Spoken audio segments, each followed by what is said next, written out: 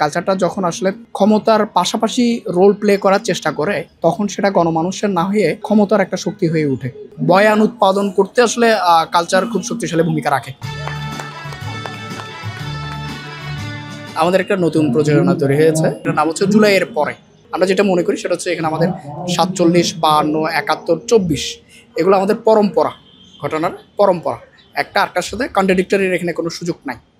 আমরা মনে করি যে হিস্ট্রি বাংলাদেশের 24 যে অভ্যুত্থান হয়েছে সেটা আসলে 71-এর পরম্পরায় হয়েছে। আমরা এগুলোকে একটা সূত্রে গাঁথার চেষ্টা করছি এই প্রেজেন্টেশনের মধ্য দিয়ে। 71-এর পরও আবার আমরা নির্বাচন করেছি, সংবিধানও আমরা আগেরটাই অ্যাডপ্ট করেছি, নিয়েছি, কিন্তু আসলে মৌলিক পরিবর্তন আমরা খুব আসলে করতে পারিনি। আমাদের তো অনেকগুলো সংশোধনী হয়েছে, সেগুলো আসলে কতটুকু আমাদের মানুষের কথা বলেছে, সো এই জায়গাগুলো আমাদের আসলে রিকল করার সুযোগ আছে। তো সেজন্য আমাদের মনে হয়েছে এই সময়টাতে আমাদের সবাইকে নিয়েই আসলে নতুন বাংলাদেশের স্বপ্নটা আমাদের দেখতে হবে। এই জন্য আমাদের সমঝোতা দরকার, ঐক্য দরকার, কারণ সংস্কার এবং নির্বাচন দরকার। কোনোটার সাথে কন্ট্রাডিক্টরি না, প্রত্যেকটাই পরম্পরা এবং একই সূত্রে গাঁথা। কালচার একটা আসলে সমাজে খুব শক্তিশালী ভূমিকা রাখে, কিন্তু এই কালচারটা যখন আসলে ক্ষমতার পাশাপাশি রোল প্লে করার চেষ্টা করে তখন সেটা গণমানুষের না হয়ে ক্ষমতার একটা শক্তি হয়ে ওঠে। যেহেতু কালচার ইটসেলফ একটা শক্তি, মুকাবিনের ক্ষেত্রে এটা সত্য, এবং মুকাবিনের ক্ষেত্রে আরও যেটা শক্তিশালী বয়ান সেটা হচ্ছে এটা আসলে এমন একটা পাওয়ারফুল জিনিস যেটা মানুষকে আসলে আকর্ষণ করে।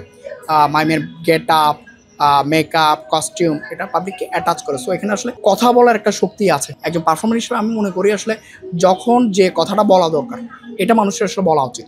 যদি বলতে না পারে চুপ থাকা ভালো, কিন্তু যখন যেটা বলা উচিত সেটা না বলে অন্য কিছু বলা হচ্ছে, মূল বিষয়টা থেকে আসলে ফোকাস সরানোর চেষ্টা। অনেক সময় আমরা যেটা বলতে পারি নাই, তবে সাইলেন্ট থিয়েটার এই জায়গায় নৈতিকভাবে সৎ থাকার চেষ্টা করেছে। আমরা খুব কঠিন সময়েও বাংলাদেশে আবরার হত্যা নিয়ে মোকাবিনয় করেছি। আমরা ফেলানি হত্যা নিয়েও চট্টগ্রামে মোকাবিনয় হয়েছে, যদিও আরেকটা দল করেছে অনাদি গল্প, এটা সে আজকে থেকে 10-12 বছর আগে। এই ধরনের ইয়াসমিন হত্যা নিয়েও আমাদের মোকাবিনয় দলগুলোর শো আছে, প্যান্টমি মুভমেন্ট করেছিল। আমার মনে হয় যে এই সময়ে নতুন বাংলাদেশেও আসলে মোকাবিনের এরকম শক্তিশালী ভূমিকা রাখার সুযোগ আছে, রাজপথে এবং অন্যান্য জায়গায়, থিয়েটারে। কারণ বয়ান উৎপাদন করতে আসলে কালচার খুব শক্তিশালী ভূমিকা রাখে, এবং ফেসিবাদ যে আমাদেরকে আঁকড়ে ধরেছিল এখানে বয়ান উৎপাদন করাটা একটা গুরুত্বপূর্ণ কাজ ছিল আর কি।